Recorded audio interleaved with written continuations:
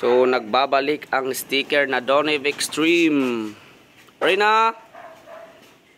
Yan.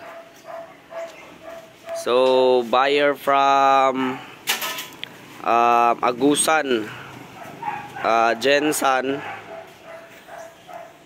Tapos, yung isa is ngayon masosold. Babalikan daw. So, bagong sticker na ilalagay natin sa mga unit natin every release. Yan. Ganitong itsura pag releasing na natin. Saka may hinihintay pa ako na buyer mga boss madam. So, di ba ito yung available? Yan. Saka yan. Tapos, nabenta ito nung December 31. Tapos, ito naman is mga this week lang sa January, first week January, may dalawang nag-order ng made to order. Hindi niya gusto yung kulay na available natin. So kaya magbubuo tayo ng unit na bago. Yan, so ito yung setup natin. Yan, naka-mud terrain. Yan, as usual, Donev Extreme, Urbanation. Malalagay lang yung Donev Extreme pag wala pang buyer. Tapos pag dumating na yung buyer, yan, nakalagay na.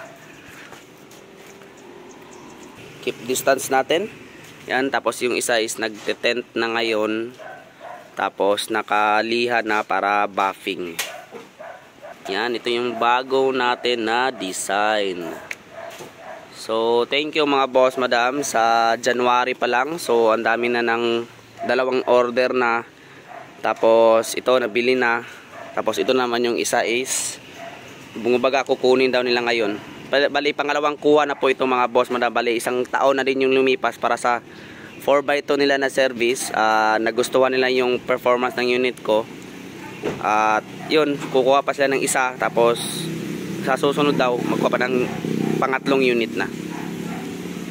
Yan. So, naglalagay ng mga antena. Check natin yung isang available. So ito po yung available na lang mga boss madam, pero may prospect buyer po tayo, marami po.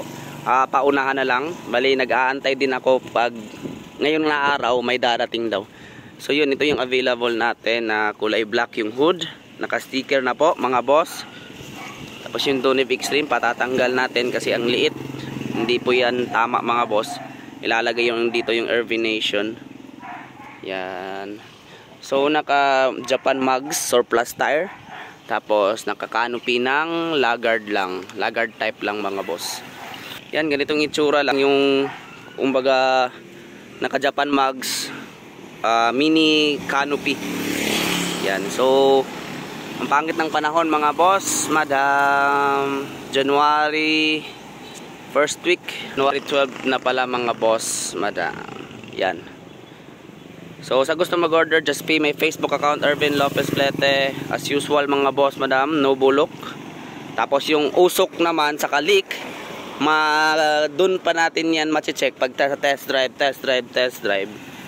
Kasi yan, surplus is surplus. Wala pong perfecto yun mga boss madam. Di po natin alam kung paano ginamit, kung saan ginamit, kung sinong gumamit, at paano ginamit yung unit sa Japan. So dapat talaga pagdating sa Pinas, hindi po yan brand new mga boss madam.